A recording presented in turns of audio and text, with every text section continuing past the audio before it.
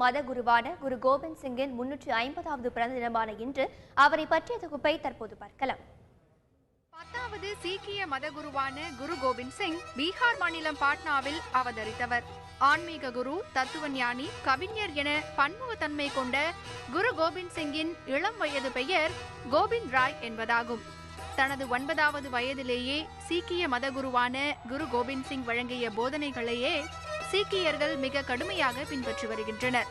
கர்த்தா, கரீம், ரசாக், ரஹீம் என பல பெயர்களில் அழைத்தாலும் இறைவன் ஒருவனே எனவும் படைப்பது, பலன் பெறுவது, வழங்குவது, இரக்கம் காட்டுவது என அனைத்தையும் செய்வது அவனே என்பது குரு கோபிந்த் சிங்கின் போதனை. கடவுள் மீது உண்மையான நம்பிக்கை வைத்து அவர் மீது பிரமாணம் எடுத்துக்கொண்டால் கடவுள் நல்வழி காட்டுவார் என்பது கோபிந்த் சிங் அடிக்கடி கூறும் வார்த்தைகள். உண்மையான குருவிற்கு சேவை செய்வதால் பிறப்பு மற்றும் இறப்பு வேதனைகளிலிருந்து விடுபடலாம் என கூறிய அவர் ஒருபோதும் தன்னை கடவுளாக வணங்குமாறு கூறியதில்லை. கடவுள் படைத்துள்ள கோடிக்கணக்கான அடிமைகளில் தானும் ஒருவன் எனவும் அனைத்திற்கும் மேலான ஆண்டவனுக்கு சேவை செய்யும் சேவகன் எனவும் அவர் கூறுவது வழக்கம். தலைமுடியை வெட்டாமல் இருப்பது, மரத்தினால் ஆன சீப்பை கொண்டு தலை வாருவது, கையில் இரும்பு அல்லது ஸ்டீல் காப்பு வைத்திருப்பது போன்ற சீக்கியர்களின் தனி அடையாளத்தை வகுத்து தந்தது குரு கோபிந்த் சிங் தான் என்பதும் குறிப்பிடத்தக்கது.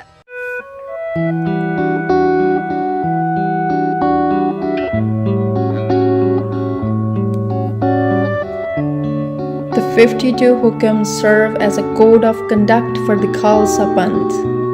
Hukam pehla, किरत धर्म दी करनी, make an honest living.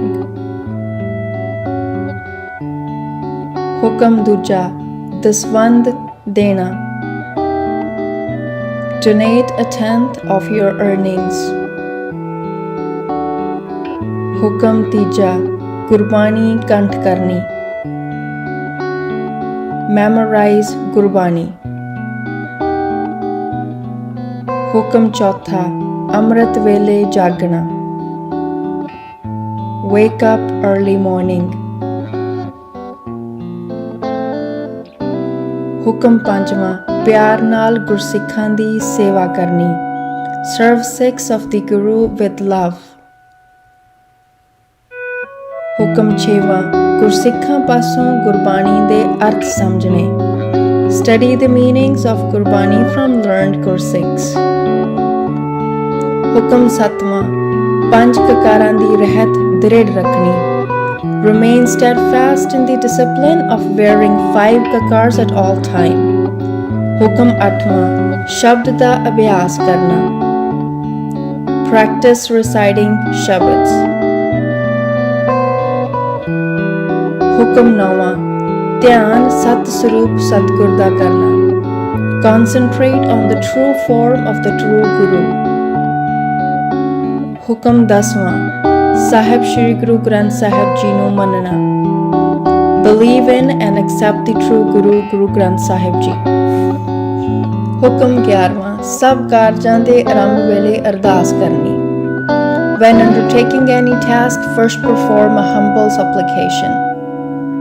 हुक्म 12वां, जम्मण मरण ब्याह आनंद समय जपजी दा पाठ करके, कड़ा प्रसाद तैयार करके, आनंद साहिब दा पाठ अरदास करके, पंजां प्यारियां अते हजूरी ग्रंथी ਸਿੰਘਾਂ ਦਾ ਵਰਤਾਰਾ ਵਰਤਾ ਕੇ ਉਪਰੰਤ ਸੰਗਤਾਂ ਨੂੰ ਵਰਤਾ ਦੇਣਾ, make and distribute ਕੜਾ ਪ੍ਰਸਾਦ on auspicious occasions. ਹੁਕਮ 13ਵਾਂ, ਜਦ ਤੱਕ ਕੜਾ ਪ੍ਰਸਾਦ ਵਰਤਦਾ ਰਹੇ ਸੰਗਤ ਅਡੋਲ ਬੈਠੀ ਰਹੇ, until Kura Prasad has been served to everyone, the congregation should remain seated. हुक्म 14वां, व्याह आनंद बिना गृहस्थ नहीं करनी, do not engage in physical relationship before marriage. हुक्म 15वां, पराई स्त्री मां धी भैन कर जाननी, other than your wedded wife, consider all women as your mothers, sisters or daughters. हुक्म 16वां, स्त्री दा मुंह नहीं फिटकारना, do not subject your wife to cursing or verbal abuse. हुक्म 17वां, जगत झूठ तंबाकू भिख्या दा त्याग करना, discard worldly ways, falsehood and poisonous tobacco. हुक्म 18वां, रहतवान ते नाम जपण वाले गुरसिखां दी संगत करनी, Congregate with those Sikhs of the Guru who have spiritual discipline and recite the divine name. ਹੁਕਮ 19ਵਾਂ ਜਿਤਨੇ ਕੰਮ ਆਪਣੇ ਕਰਨ ਦੇ ਹੋਣ ਉਹ ਕਰਨ ਵਿੱਚ ਆਲਸ ਨਹੀਂ ਕਰਨੀ. Don't be lazy in your work. ਹੁਕਮ 20ਵਾਂ ਗੁਰਬਾਣੀ ਦੀ ਕਥਾ ਅਤੇ ਕੀਰਤਨ ਰੋਜ਼ ਸੁਣਨਾ ਅਤੇ ਕਰਨਾ. Listen and do kirtan and Gurbani discourses daily. ਹੁਕਮ 21ਵਾਂ ਕਿਸੇ ਦੀ ਨਿੰਦਾ, ਚੁਗਲੀ ਅਤੇ ਈਰਖਾ ਨਹੀਂ ਕਰਨੀ. Do not slander, gossip or be jealous of others. ਹੁਕਮ 22ਵਾਂ ਧਨ ਜਵਾਨੀ ਕੁਲਜਾਤ ਦਾ ਮਾਣ ਨਹੀਂ ਕਰਨਾ. Do not take pride in wealth, youth and caste. ਹੁਕਮ 23ਵਾਂ ਮੱਤ ਉੱਚੀ ਅਤੇ ਸੁੱਚੀ ਰੱਖਣੀ. Keep your intellect and religious discipline high and pure. ਹੁਕਮ 24ਵਾਂ ਸ਼ੁਭ ਕਰਮ ਕਰਦੇ ਰਹਿਣਾ. Always do good deeds. ਹੁਕਮ 25ਵਾਂ ਬੁੱਧ ਬਲੀ ਦਾ ਦਾਤਾ ਵਾਹਿਗੁਰੂ ਨੂੰ ਜਾਣਨਾ. Recognize Waheguru as the giver of intellect and strength. ਹੁਕਮ 26ਵਾਂ ਕਸਮ ਸਹੁੰ ਚੁੱਕਣ ਵਾਲੇ ਤੇ ਇਤਬਾਰ ਨਹੀਂ ਕਰਨਾ. Do not trust a person who swears on something. ਹੁਕਮ 27ਵਾਂ ਸੁਤੰਤਰ ਵਿਚਰਨਾ. Be independent. ਹੁਕਮ 28ਵਾਂ ਰਾਜਨੀਤੀ ਵੀ ਪੜ੍ਹਨੀ. Study politics. ਹੁਕਮ 29ਵਾਂ ਸ਼ਤਰੂ ਨਾਲ ਸ਼ਾਮ ਦਾਮ ਭੇਦ ਆਦਿਕ ਉਪਾਅ ਵਰਤਨੇ ਉਪਰੰਤ ਯੁੱਧ ਕਰਨਾ ਧਰਮ ਹੈ. With an enemy practice the various techniques of diplomacy.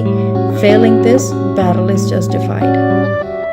ਹੁਕਮ 30ਵਾਂ ਸ਼ਾਸਤਰ ਵਿਦਿਆ ਅਤੇ ਘੋੜਸਵਾਰੀ ਦਾ ਅਭਿਆਸ ਕਰਨਾ. Practice the knowledge of weaponry and horse riding. ਹੁਕਮ 31ਵਾਂ ਦੂਜੇ ਧਰਮਾਂ ਦੀਆਂ ਪੁਸਤਕਾਂ ਵਿਦਿਆ ਪੜ੍ਹਨੀ ਪਰ ਭਰੋਸਾ ਦ੍ਰਿੜ ਗੁਰਬਾਣੀ ਅਕਾਲ ਪੁਰਖ ਉੱਤੇ ਹੀ ਰੱਖਣਾ. Study the books and knowledge of other faiths but keep faith in Guru's teachings and the timeless being. ਹੁਕਮ 32ਵਾਂ ਗੁਰੂ ਉਪਦੇਸ਼ ਧਾਰਨ ਕਰਨੇ. Take on the teachings of the Guru.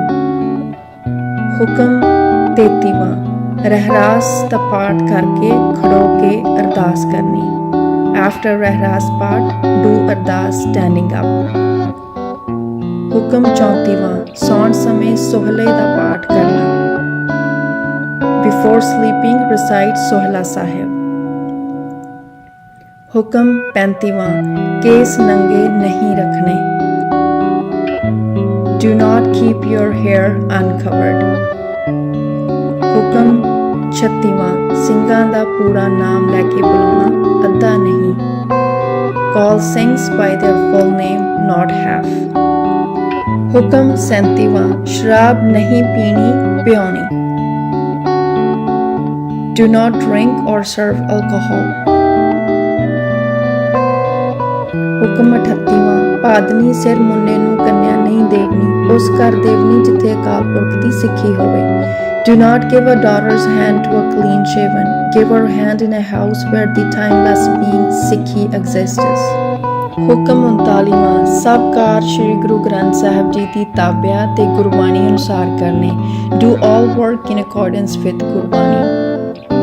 ਹੁਕਮ 40ਵਾਂ ਚੁਗਲੀ ਕਰਕੇ ਕਿਸੇ ਦਾ ਕੰਮ ਨਹੀਂ ਵਿਗਾੜਨਾ. Do not cause ruin of anyone's business by gossiping. ਹੁਕਮ 41ਵਾਂ ਕੌੜਾ ਬਚਨ ਕਰਕੇ ਕਿਸੇ ਦਾ ਹਿਰਦਾ ਨਹੀਂ ਦੁਖਾਉਣਾ. Speaking bitterly, do not hurt someone's heart. ਹੁਕਮ 42ਵਾਂ ਦਰਸ਼ਨ ਯਾਤਰਾ ਗੁਰਦੁਆਰਿਆਂ ਦੀ ਹੀ ਕਰਨੀ. Make pilgrimages to Gurdwaras. ਹੁਕਮ 43ਵਾਂ ਬਚਨ ਕਰਕੇ ਪਾਲਣਾ. Fulfill all promises made. ਹੁਕਮ 44ਵਾਂ ਅਤਿਥੀ ਪਰਦੇਸੀ ਲੋੜਵੰਦ ਦੁਖੀ ਅਪੰਗ ਮਨੁੱਖ ਦੀ ਯਥਾ ਸ਼ਕਤ ਸੇਵਾ ਕਰਨੀ. Do selfless service for guests, foreigners, the needy and the troubled. ਹੁਕਮ 45ਵਾਂ ਧੀ ਦੀ ਕਮਾਈ ਧਨ ਵੇਖ ਕਰ ਜਾਣਨਾ. Recognize the wealth of daughter as poison. ਹੁਕਮ 46ਵਾਂ ਦਿਖਾਵੇ ਦੇ ਸਿੱਖ ਨਹੀਂ ਬਣਨਾ। Do not become a show-off Sikh. ਹੁਕਮ 47ਵਾਂ ਸਿੱਖੀ ਕੇਸਾਂ ਸਵਾਸਾਂ ਸੰਗ ਨਿਭਾਣੀ, ਕੇਸਾਂ ਨੂੰ ਗੁਰਸਮਾਨ ਜਾਣ ਅਦਬ ਕਰਨਾ। With every breath live as a Sikh who has uncut hair. Know this case to be equal to the Guru and give it to the utmost respect. ਹੁਕਮ 48ਵਾਂ ਚੋਰੀ, ਯਾਰੀ, ਠੱਗੀ, ਧੋਖਾ, ਦਗਾ ਨਹੀਂ ਕਰਨਾ। Refrain from engaging in theft, adultery, fraud, deceit and betrayal. ਹੁਕਮ 49ਵਾਂ ਗੁਰਸਿੱਖ ਦਾ ਇਤਬਾਰ ਕਰਨਾ। Believe in a ਗੁਰਸਿੱਖ। ਹੁਕਮ 50ਵਾਂ ਝੂਠੀ ਗਵਾਹੀ ਨਹੀਂ ਦੇਣੀ। Do not give a false testimony. ਹੁਕਮ 51ਵਾਂ ਝੂਠ ਨਹੀਂ ਕਹਿਣਾ, ਬੋਲਣਾ। Do not lie. ਹੁਕਮ 52ਵਾਂ ਲੰਗਰ ਪ੍ਰਸ਼ਾਦ ਇੱਕ ਰਸ ਵਰਤਾਉਣਾ। Distribute ਲੰਗਰ and ਪ੍ਰਸ਼ਾਦ equally. ਵਾਹਿਗੁਰੂ ਜੀ ਕਾ ਖਾਲਸਾ, ਵਾਹਿਗੁਰੂ ਜੀ ਕੀ ਫਤਿਹ।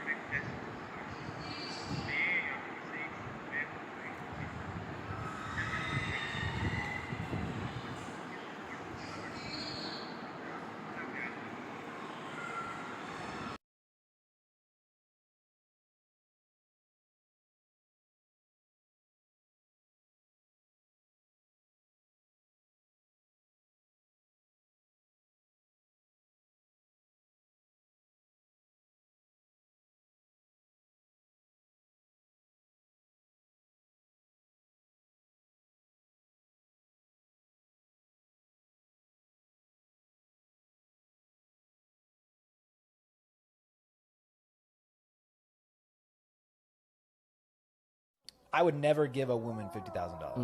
I don't care how rich I am. Yeah.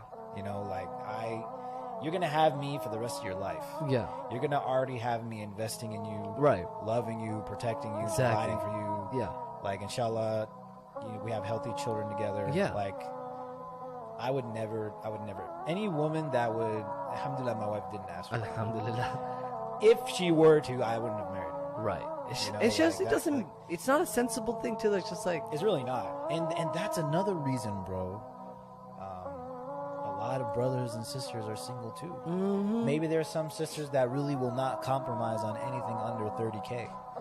Maybe, and a lot of brothers, like, you know, you're a young brother. Yeah. Like, who's gonna cough up that much money?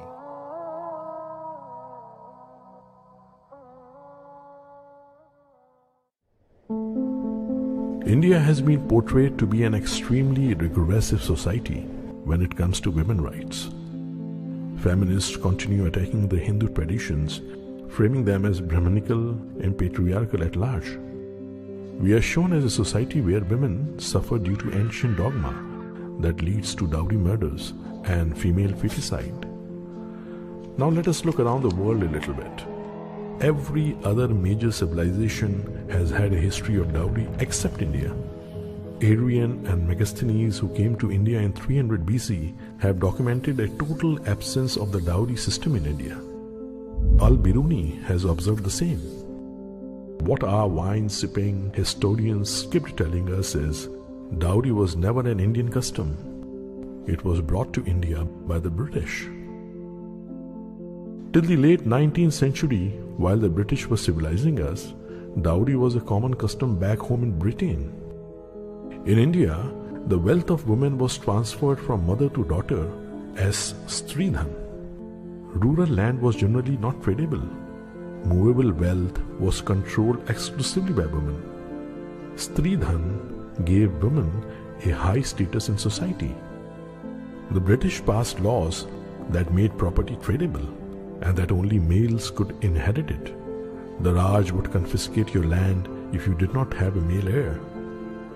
This law made a male child imperative, which our historians chose to blame on backward Hinduism.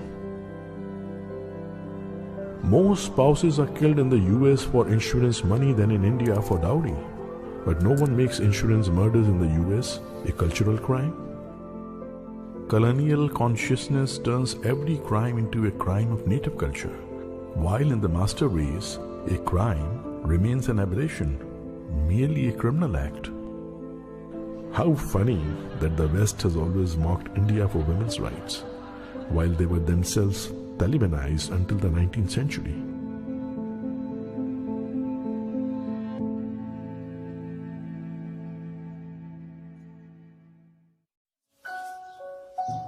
Literature help, novels. Plot overview 215. Devdas. Introduction. Devdas by Sharat Chandra was first published in Bengali in 1917. It is a classic romance novel written when the author was only 17 years of age. The novella has been made into movies in many Indian languages including Bengali, Hindi, Telugu, Tamil, Urdu, Assamese and Malayalam. It is the most filmed non-epic story in India. Plot overview.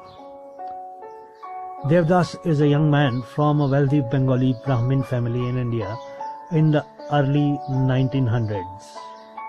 Paro, Parvati, is a young woman from a middle-class Bengali family. The two families lived in a village in Bengal, and Devdas and Paro were childhood friends. Devdas goes away for a couple of years to live and study in the city of Calcutta, now Kolkata. During vacations, he returns to his village. Suddenly both realize their easy comfortability in each other's innocent comradeship has changed to something different. Devdas realizes Parvati is no longer the small girl he knew. Paro looks forward to their childhood love blossoming into their lifelong journey together in marriage. Of course, according to the prevailing social customs, Paro's parents would have to approach Devdas' parents and propose marriage of Paro to Devdas as Paro longed for.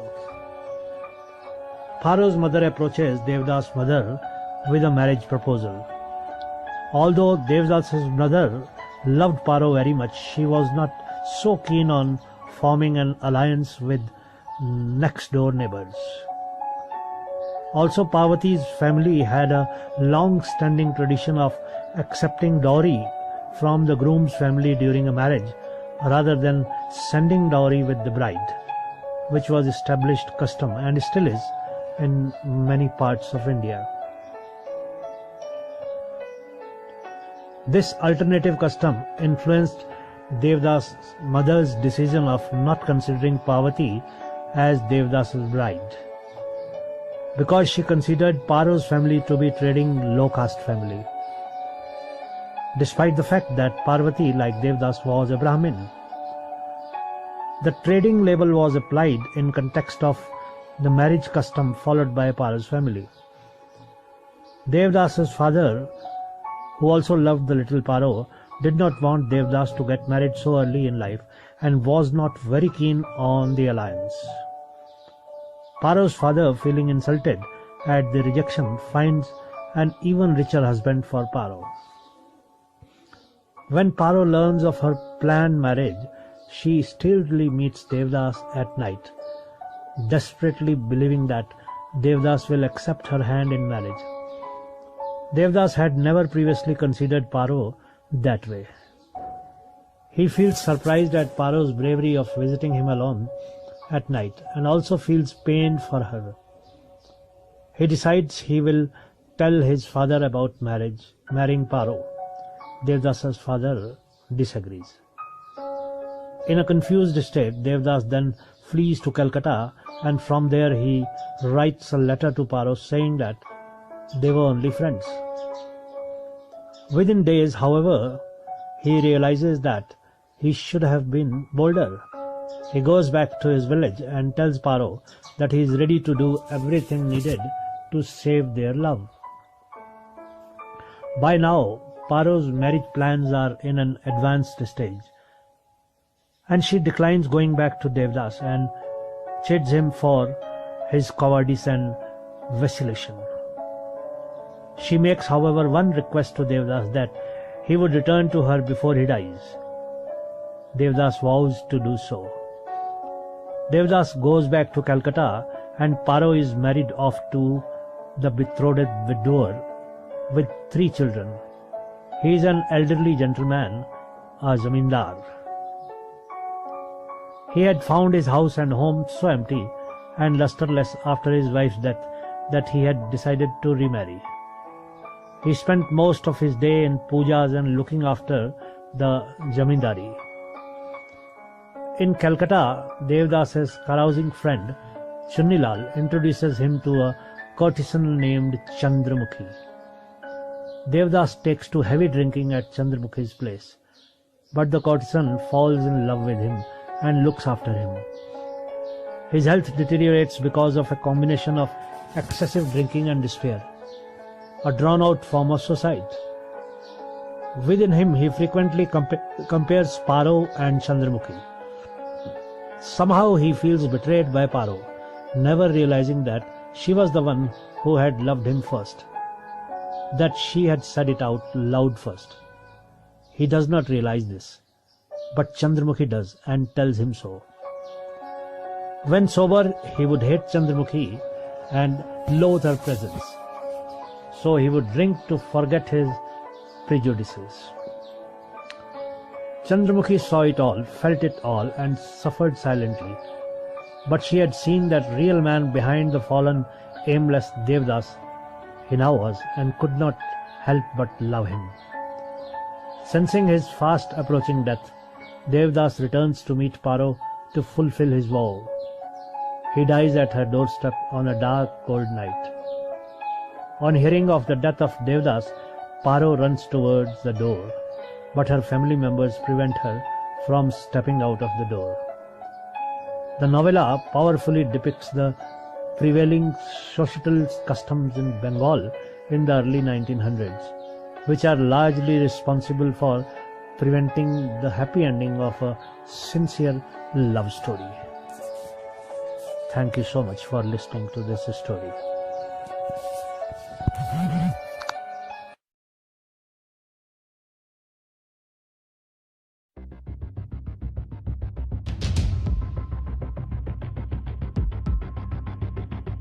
முகம் தெரியாத நபருடன் திருமணம், பாலுறவு, பிறகு விவாகரத்து. இவை எல்லாமே முன்னாள் கணவனை அடைவதற்காக முஸ்லிம் பெண்கள் ஏராளமான பணம் கொடுத்து அனுபவிக்கும் துயரங்கள். அந்த வேதனையை அனுபவிக்க பல முஸ்லிம் பெண்கள் ஹலாலா என்று அழைக்கப்படும் இஸ்லாமிய திருமணத்துக்காக ஏராளமான தொகையை செலவிடுகிறார்கள். இந்த சேவையை வழங்க பல இணையதள சேவை நிறுவனங்கள் அந்த பெண்களிடமிருந்து பெருமளவு கட்டணம் வசூலிக்கின்றன. இது BBC புலனாய்வு மூலம் வெளிப்பட்ட தகவல். அது பற்றிய விவரம் இதோ. ஃபரா, இது அந்த பெண்ணின் உண்மையான பெயர் அல்ல. ஃபரா தனது 20 வயதுகளில் இருக்கும்போது தனது வருங்கால கணவரை சந்தித்தார். அவர் குடும்ப நண்பர் ஒருவரின் மூலம் ஃபராவிற்கு அறிமுகமானார். திருமணத்திற்கு பிறகு அவர்கள் குழந்தை பெற்றுக் கொண்டனர். ஆனால் அப்போதிலிருந்து அவர் தன்னை துன்புறுத்த தொடங்கியதாக ஃபரா தெரிவிக்கிறார். மாதவிலக்கு காலத்தில் பெண்கள் தூய்மை இழக்கிறார்களா? பணம் வேண்டும் என்று முதல் முறையாக அவர் தன்னை துன்புறுத்த தொடங்கியதாக BBCயின் ஆசிய சேவையிடம் ஃபரா தெரிவித்துள்ளார். எனது முடியை பிடித்து தரதரவென 2 அறைகளை தாண்டி வெளியே இழுத்து கொண்டு வந்து வீட்டை விட்டு வெளியே துரத்த முயற்சி செய்தார். சில சமயங்களில் அவர் மிகவும் மோசமாக நடந்து கொள்வார். இந்த நிலை மாறும் என ஃபரா நம்பினார். ஆனால் அவர் கணவரின் நடத்தை அதைவிட மோசமாகத்தான் மாறிக்கொண்டிருந்தது. குறுஞ்செய்தியின் வழியாக அவரை விவாகரத்து செய்யும் அளவிற்கு அவரின் நடத்தை மோசமாகியிருந்தது. யார் இந்த அண்டர்டேக்கர்? நான் குழந்தைகளுடன் வீட்டில் இருந்தேன். அவர் எனது அலுவலகத்தில் இருந்தார். எங்களுக்குள் கடும் வாக்குவாதம் ஏற்பட்டதை தொடர்ந்து தலாக் தலாக் தலாக் என்று அவர் குறுஞ்செய்தி அனுப்பினார். இந்த விவாகரத்து முறை பல இஸ்லாமிய நாடுகளில் தடை செய்யப்பட்டுள்ள போதிலும் சில இடங்களில் தொடர்ந்து நடைபெற்று வருகிறது. பிரிட்டனில் இம்முறையின் மூலம் எத்தனை பெண்கள் விவாகரத்து பெற்றுள்ளனர் என்ற தகவல்களை அறிய வாய்ப்பில்லை. சர்ச்சையை கிளப்பும் ஆண்குறி இருக்கை அலைபேசி என்னிடம் இருந்தது. அதை நான் எனது தந்தையிடம் காண்பித்தேன். அவருடனே உனது திருமணம் முறிந்துவிட்டது, நீ அவரிடம் திரும்ப செல்ல முடியாது என்று தெரிவித்தார். என் மனம் சுக்கு நூறாகி போனது. ஆனால் என்னுடைய முன்னாள் கணவருடன் சேர்ந்து வாழ விரும்புகிறேன். ஏனென்றால் அவரை நான் மிகவும் நேசித்தேன். அதேபோல தனது முன்னாள் கணவரும் அவரை விவாகரத்து செய்தது குறித்து வருத்தமடைந்துள்ளதாக அவர் தெரிவித்தார். இதனால் சர்ச்சைக்குரிய ஒரு திருமண முறையான ஹலாலாவை ஃபரா அணுக நேர்ந்தது. இந்த திருமண முறை முஸ்லிம்களில் ஒரு சிறிய குழுவினரால் ஏற்றுக்கொள்ளப்பட்டுள்ளது. அவர்கள் மும்முறை தலாக்கையும் ஏற்றுக்கொள்கிறார்கள். தம்பதிகள் விவாகரத்து செய்து கொண்ட பின்னர் மீண்டும் இணைய விரும்பினால் ஹலாலா முறைதான் ஒரே வழி என்று அவர்கள் நம்பினார்கள். ஹலாலா என்பது விவாகரத்து ஆன ஒரு பெண் முகம் தெரியாத வேறு ஒருவரை திருமணம் செய்து கொண்டு முழுமையாக அவருடன் இணைந்து வாழ்ந்து பின் விவாகரத்து பெறுவது. இவ்வாறு செய்தால் மட்டுமே அவரால் திரும்பவும் முதல் கணவரை திருமணம் செய்து கொள்ள முடியும். விவாகரத்து குறித்து பெண்களுக்கு ஆலோசனை வழங்கும் கிழக்கு லண்டனில் உள்ள இஸ்லாம் ஷரியா கவுன்சில் இந்த ஹலாலா திருமணங்களுக்கு கடும் கண்டனம் தெரிவிக்கிறது. இது ஒரு போலியான திருமணம். இது பணம் சம்பாதிப்பதற்கான வழியாக கருதப்படுகிறது. மேலும் பலவீனமானவர்கள் இதனால் பாதிக்கப்படுகின்றனர் என அந்த அமைப்பைச் சேர்ந்த கோலா ஹசன் தெரிவிக்கிறார். இது மன்னிக்க முடியாத கொடுமை. ஹலாலா திருமணத்தை தவிர்க்க உதவிகளை நாடலாம் அல்லது ஆலோசனை பெறலாம். எவரையும் இந்த ஹலாலா திருமணத்தை செய்து கொள்ள அனுமதிக்க மாட்டோம் என்று அவர் தெரிவித்தார். இதையெல்லாம் கேட்ட பிறகு ஹலாலா திருமணம் செய்து அதில் பல கொடுமைகளை அனுபவித்து அதன் பிறகு தனது முதல் கணவருடன் மீண்டும் சேரும் முடிவிலிருந்து பின்வாங்கிவிட்டார் ஃபரா. ஆனால் என்னை போல ஏராளமான பெண்கள் எப்படியாவது தீர்வு கிடைக்காதா என்று துடித்துக் கொண்டிருக்கிறார்கள் என எச்சரிக்கிறார் ஃபரா. விவாகரத்து பெற்றுவிட்டு வலியை அனுபவித்துக் கொண்டிருக்கும் என்னை போன்றவர்களின் நிலையில் இருந்தால் ஒழிய பெண்களின் வலியை புரிந்து கொள்ள முடியாது. இப்போது என்னை கேட்டால் நான் இந்த காரியத்தை ஒருபோதும் செய்ய மாட்டேன். ஒருவரிடம் சேர்ந்து வாழ இன்னொருவருடன் என் உடலை பகிர்ந்து கொள்ள மாட்டேன். ஆனால் அந்த நேரத்தில் எனது முன்னாள் கணவருடன் சேர்ந்து எந்த ஒரு நடவடிக்கைக்கும் நான் தயாராகவே இருந்தேன் என்கிறார் ஃபரா. நசியா, நேத்து புர்கான்னு ஒரு படம் பார்த்தேன். அதுல கணவன் இறந்து போயிட்டாங்கன்னா பெண்கள் வீட்டுக்குள்ளேயே அடைஞ்சு கிடக்கணுமாம்ல, அப்படியா? ஏய், அப்படியெல்லாம் இல்ல மோனிகா. அவங்க கூமுட்டத்தனமா படத்தை எடுத்து வச்சிருக்காங்க. ஃபர்ஸ்ட் இத்தானா என்னன்னு கூகுள் பண்ணி பாரு. பாக்குறேன். இத்தா என்றால் விவாகரத்தான இஸ்லாமிய பெண் அல்லது கணவனை இழந்த இஸ்லாமிய பெண் குறிப்பிட்ட காலம் திருமணம் செய்யாமல் காத்திருப்பது. என்னப்பா இவ்வளவுதானா? அவ்வளவுதான்ப்பா. இஸ்லாத்தை பத்தி முழுசா தெரியாம என்னென்னமோ சொல்லி வச்சிருக்காங்க அந்த படத்துல. சரி, இவங்க எவ்வளவு நாள் திருமணம் செய்யாம காத்திருக்கணும்? 4 மாசமும் 10 நாளும். எதுக்காக இவ்வளவு நாள் காத்திருக்க சொல்றாங்க இஸ்லாம்ல? எதுக்குன்னா, ஃபார் எக்ஸாம்பிள், இறந்து போன ஹஸ்பண்ட் மூலியமா அந்த பெண் மாசமா இருக்காங்கன்னு வச்சுக்குவோம். ஆனா அது அவங்களுக்கே தெரியல. ஓகே, சரி. இப்ப அந்த பெண் குரான்ல சொல்லப்பட்ட 4 மாசமும் 10 நாளைக்கு முன்னாடியே 2வது திருமணம் செஞ்சுட்டாங்கன்னு வச்சுக்குவோம். அதாவது ஒரு 30-40 நாளைக்கு முன்னாடின்னு வெயி. ஓகே, இப்ப அவங்கள 2வது திருமணம் செய்த கணவன் அவங்களோட நல்ல முறையில வாழ்வாங்க, தாம்பத்திய வாழ்க்கையில ஈடுபடுவாங்க. இப்படியே 10 மாசம் போன பிறகு ஏற்கனவே கருவுற்ற குழந்தை வெளியே வரும். நிறுத்து, அந்த குழந்தை வெளியே வந்தாலும் அது முன்னாள் கணவரோட குழந்தையா தானே இருக்கும். இங்கதான் இருக்கு ட்விஸ்ட். பெத்தெடுத்த அம்மாவுக்கும் 2வது திருமணம் செஞ்ச கணவனுக்கும் இது யார் குழந்தைன்னே தெரியாது. இதுக்கு தான் அந்த கேப்பா? சப்போஸ் ஒரு 10 வருஷம் கழிஞ்சு மருத்துவ தேவைக்காக DNA டெஸ்ட் எடுக்கிறாங்கன்னு வைய, அந்த சமயம் அந்த குழந்தை தன்னோடது இல்லைன்னு அந்த கணவருக்கு தெரிய வந்துச்சுன்னா என்ன ஆகும்? அவன் ஒய்ஃபா சந்தேகப்படுவான், மறுபடியும் அவளுக்கு விவாகரத்தாகும். இந்த குழந்தைக்கு அப்பா யாருன்னே தெரியாது, அவ தான் தப்பே பண்ணலையே அப்படின்னு மண்டையை பிச்சுக்கிட்டு உட்காந்துருப்பா. இதுக்குதான் மோனிகா இஸ்லாம் 1400 வருஷத்துக்கு முன்னாடியே கரெக்டான தீர்வை சொல்லியிருக்கு. 4 மாசமும் 10 நாளுக்கு அப்புறம் அவங்க விருப்பப்படியா 2வது திருமணம் செஞ்சுக்கலான்னு இஸ்லாமே சொல்லியிருக்கு. அதுக்கப்புறம் இன்னொரு விஷயம் என்னன்னா, ஒரு பெண் இத்தால இருக்கும்போது எந்த ஆணும் பெண் கேட்டு போகக்கூடாதுன்னு அவங்களுக்கும் அறிவுறுத்தப்பட்டிருக்கு. குஜராத் மாநிலத்தில் பொது சிவில் சட்டத்தை அமல்படுத்த ஆளும் பாஜக அரசு திட்டமிட்டுள்ளது. இந்நிலையில் அரசியலமைப்பு சட்டம் மற்றும் பொது சிவில் சட்டம் இடையான வேறுபாடுகள் என்ன என்பதை இந்த தொகுப்பில் பார்க்கலாம். நம் நாட்டில் சட்டங்கள் 2 வகையாக பிரிக்கப்பட்டிருக்கின்றன. ஒன்று கிரிமினல் சட்டம், மற்றொன்று சிவில் சட்டம். இதில் கிரிமினல் சட்டம் எல்லோருக்கும் பொதுவானது. சிவில் சட்டத்தில் மட்டும் மதங்களுக்கு ஏற்ப சில தனிச்சட்டங்கள் உள்ளன. திருமணம், விவாகரத்து, வாரிசு, சொத்துரிமை, தத்தெடுத்தல், ஜீவனாம்சம் உள்ளிட்ட சிவில் விவகாரங்கள் குறித்து இந்த சட்டங்கள் தெளிவுபடுத்துகின்றன. சுதந்திர இந்தியாவில் பெரிதும் விவாதிக்கப்பட்ட விஷயங்களில் பொது சிவில் சட்டத்திற்கு ஒரு முக்கியமான இடம் உண்டு. இந்திய அரசியலமைப்பின் வழிகாட்டு நெறிமுறைகளின் கீழ் உள்ள 44வது பிரிவில் இந்தியா முழுமைக்கும் குடிமக்களுக்கு ஒரே விதமான பொது சிவில் சட்டத்தை கொண்டு வருவதற்கான நடவடிக்கைகளை அரசு எடுக்கலாம் என்கிறது. ஆனால் குடிமக்கள் அனைவருக்குமான பொது சிவில் சட்டம் என்பது திருமணம், சொத்துரிமை மற்றும் குடும்ப விவகாரங்கள் அனைத்திலும் மதத்தின் அதிகாரத்தை பறிக்கும் என்ற PMEGP ஸ்கீம்ல 10 லட்சம் கடன் வாங்கி சொந்த பிசினஸ் ஆரம்பிக்கணுமா? அது எப்படி வாங்கணுங்கிற சீக்ரெட்ஸ் தெரியணுமா? ஃப்ரீடம் ஆப்பை உடனே டவுன்லோட் பண்ணுங்க. வாதமே அனைத்து தரப்பிலும் பிரதானமாக முன்வைக்கப்படுகிறது. இத்தகையதொரு பொது சிவில் சட்டம் தற்போது அமலில் உள்ள இந்து, இஸ்லாம், கிறிஸ்தவ, பார்சி உள்ளிட்ட தனிநபர் சட்டங்கள் அனைத்துமே வெவ்வேறு அளவில் முரண்படுவதாக கூறப்படுகிறது. பொது சிவில் சட்டம் அரசியல் அமைப்பிற்கும் சிறுபான்மையினருக்கும் எதிரானது என இஸ்லாம் அமைப்புகள் தெரிவித்து வருகின்றன. ஆரம்பத்தில் இருந்தே பொது சிவில் சட்டத்தை பாஜக ஊக்குவித்து வரும் நிலையில் தற்போது மத்திய பாஜக ஆட்சியில் பொது சிவில் சட்டம் என்பது இந்து நெறிமுறை திணிப்பாகவே இருக்கும் என்ற கருத்தும் உள்ளது. வேற்றுமையில் ஒற்றுமை காணும் இந்தியாவில் பல்வேறு மதங்களுக்குமான சிவில் சட்டங்கள் இருப்பதை மாற்றியமைத்து பொது சிவில் சட்டத்தை கொண்டு வர முடியுமா என்ற கேள்வியுடன், அப்படி கொண்டு வந்தால் சமூகத்தில் என்னென்ன மாற்றங்கள் நிகழும் என்ற எதிர்பார்ப்பும் கூடவே எழுந்திருக்கிறது.